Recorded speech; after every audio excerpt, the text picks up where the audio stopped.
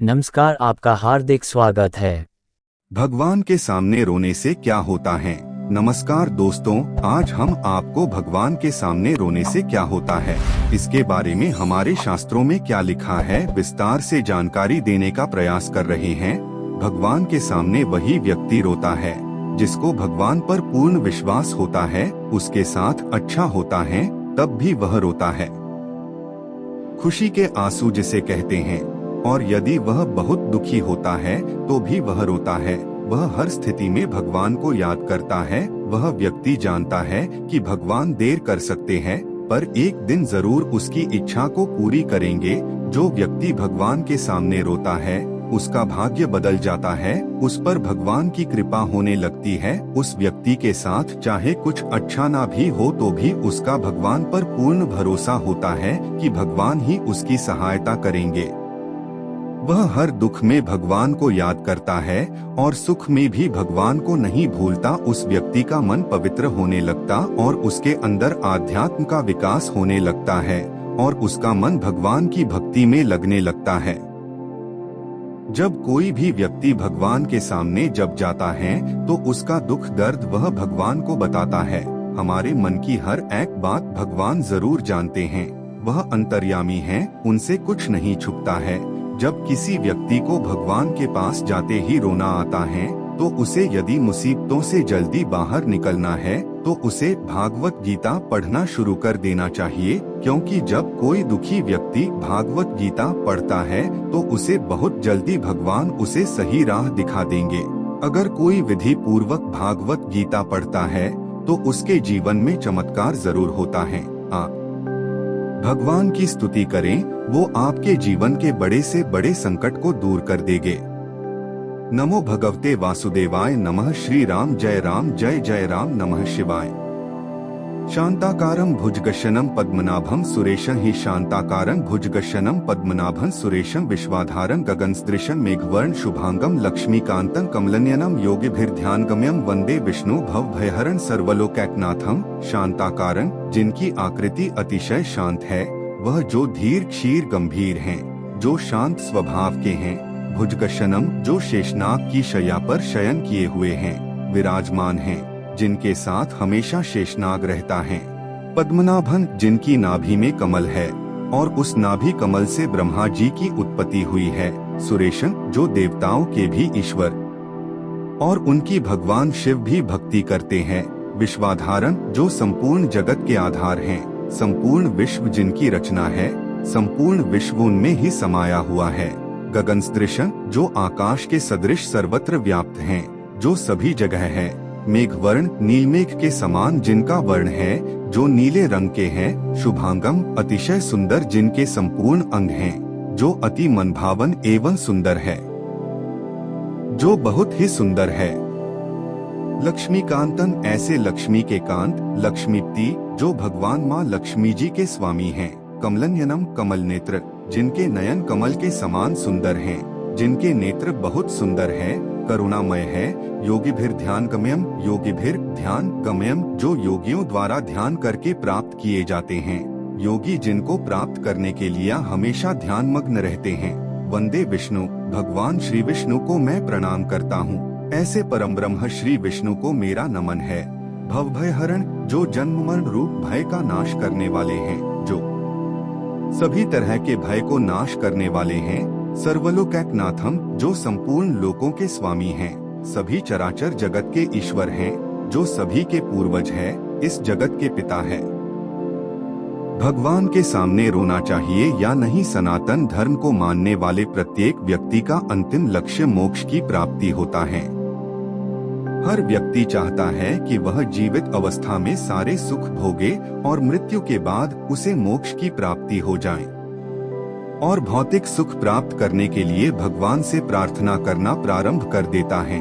वह चाहता है कि उसे दुनिया की सारी खुशियां मिल जाएं, पर हर व्यक्ति को इस बात पर गौर करना चाहिए कि भगवान का यह फर्ज होता है कि अपने भक्त का पेट भर जाए। उनका यह फर्ज नहीं है कि वह आपकी हर इच्छा पूरी करे। आपको यदि अपनी ढेर सारी इच्छाओं को पूरा करना है तो उसके अनुसार मेहनत भी करना पड़ेगी। भगवान ने भी इस धरती पर जन्म लिया और अनेक संघर्ष किए इसलिए कि सभी व्यक्तियों को किस तरह जीवन जीना है। उन्होंने लोगों को यह बता दिया कि जीवन को कैसे जीना चाहिए। इस धरती को मृत्युलोक कहा जाता है।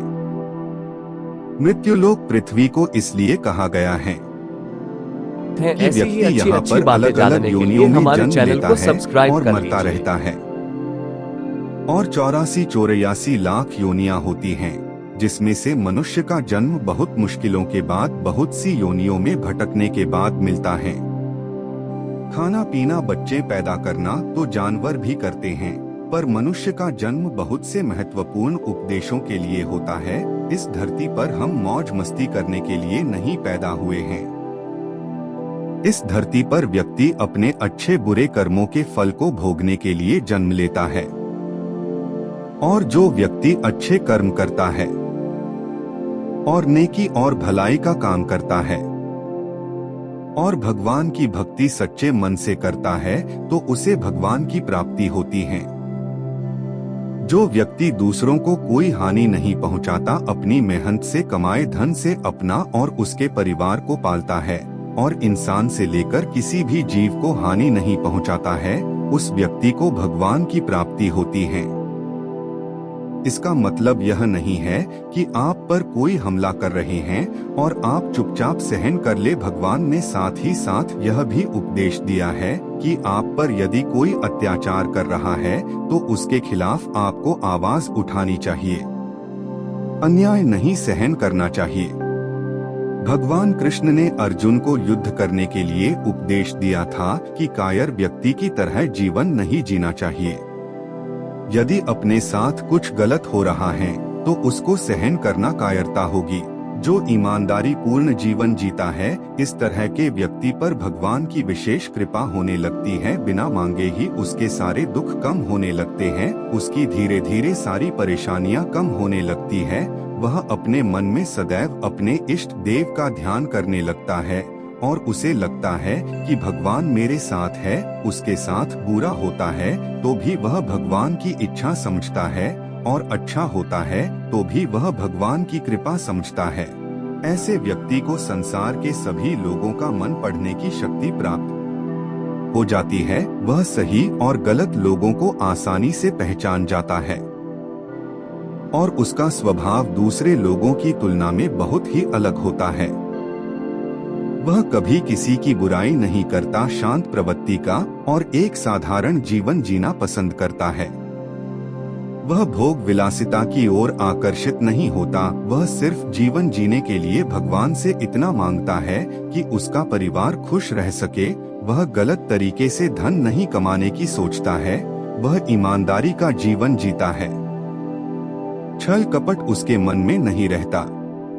प्रत्येक व्यक्ति अपने इष्ट देव से प्रार्थना जरूर करता है और जब वह भगवान के मंदिर में जाता है या फिर भगवान की भक्ति करता है तो उसके मन में बहुत से अच्छे बुरे विचार आते हैं और वह अपने दुखों को याद करके अपने आंसुओं को रोक नहीं पाता है।